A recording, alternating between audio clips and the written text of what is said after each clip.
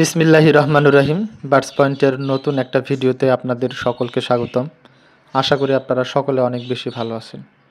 আজকের ভিডিওতে আমরা আলোচনা করব বাজরিকার, লাভবার্ড, ককাটেল ও ফ্রিঞ্চ পাখির ব্রিডিংয়ে শীতকালীন সিড মিক্স নিয়ে।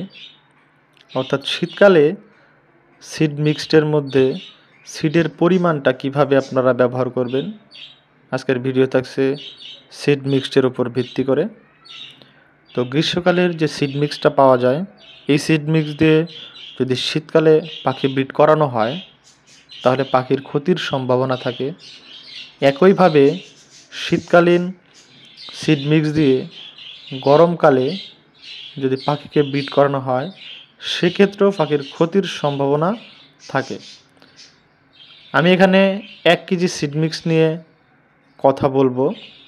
আপনারা এর থেকে যত বেশি কেজি বানাতে চান তত কেজির সাথে এখানে দেওয়া প্রত্যেকটি সিডের পরিমাণকে গুণ করে সেই পরিমাণ নেবেন, তাহলে আপনি যত কেজি বানাতে চাচ্ছেন সেটা পেয়ে যাবেন। অর্থাৎ এখানে 1 কেজির জন্য আমি চীনা নিয়েছি 200 গ্রাম।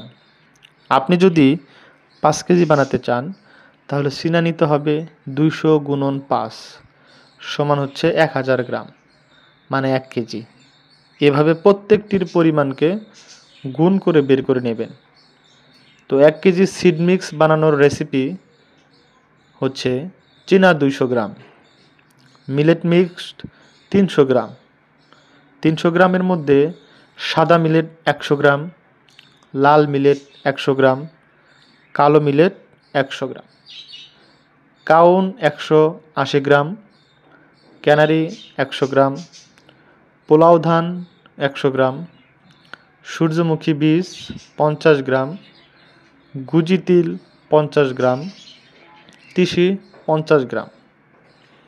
সূর্যমুখী বীজ, গুজি তিল, তিসি এগুলো হচ্ছে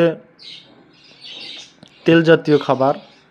এগুলো খাওয়ালে শীতকালে পাখির শরীর গরম থাকে।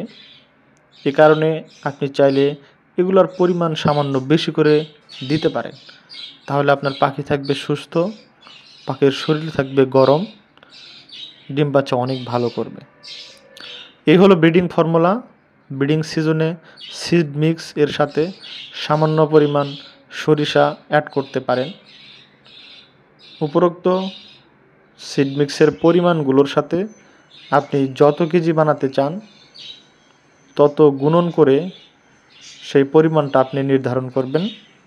আজকের ভিডিও এ পর্যন্তই। দেখা হচ্ছে পরবর্তী কোনো ভিডিওতে। সে পর্যন্ত সুস্থ থাকবেন। আসসালামু আলাইকুম।